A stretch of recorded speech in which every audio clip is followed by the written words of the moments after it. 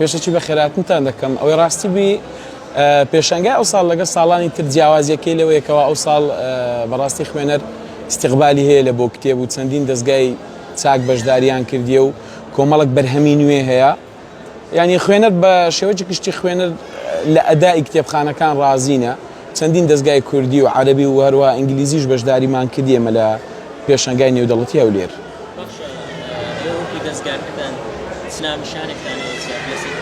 ئەمە وەکو دەستگای نارین لە 16مین پێشەنگای نێودەوڵەتی هەولێر کە بەشدارمان کردیە ئێمە چەندین ناونیشان و چەندین بوارمان هەیە لەوانە جوگرافیایە، ئابووریە، مێژوویە، یعنی لە هەموو بوارەکان ئێمە کتێبمانێ لە بواری زمانەوانی بەڵام ئەو کتێبێکەوە زۆر لە لای ئێمە دەڕوا بە خۆشبەختیەوە کتێبە مێژوویەکان ئەوانێکەوە لەسەر مێژووی کورد نووسراوە کۆمەڵێک کتێبی باشمان هەیە لەسەر مێژووی کورد خەڵکێکەوە ئەمڕۆ خۆشبەختانە گرنگی بە مێژووی خۆی دەدا.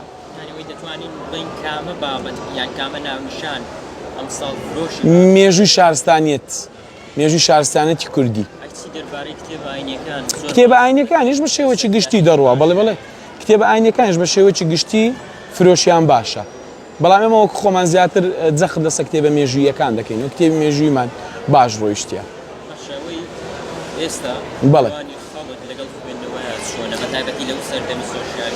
بەڵێ خۆشبەختانە سەردەمایەک خەڵک بەڕاستی لە کاغەز دوورکەوتبووە لە کتێب دوورکەوتبووە پێی وا بکەوە ئەلکترۆنیات دەتوانێت شوێنی کاغەز و پەرتوک بگرێتەوە بەڵام خۆشبەختانە ئێستا خەڵکێک بە لێشاو دەگەڕێتەوە ناو کتێب و خوێندنەوە لەبەرەوەی تا ڕادە گوعی لە ناو خەڵک دروست بکەوە ئازادبوونی مێشتی ئینسان تەنها بە کاغەز و کتێبە.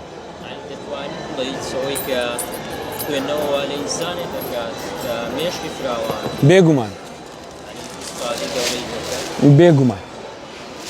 بێگومان خوێندنەوەی وا لە ئینسان دەکاکەوە بەرەو پێش بچی مێشتی فراوانتر بێ بتوانێت بیرکاتەوە بتوانێت ببێتە ساحێب ئەفکاری خۆی. هەرگیز تەکنەلۆژیا ناتوانێت جێی کتێب بگرێتەوە جێی کاغەز بگرێتەوە.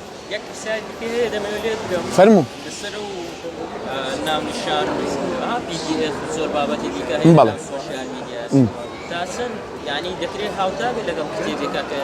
هەرگیز هەر وەکو بە جەنابتم گوت بە هیچ جۆرێک سۆشیال میدیا ناتوانێت جێی کاغەز بگرێتەوە PDF ناتوانێت جێی کاغەز بگرێتەوە.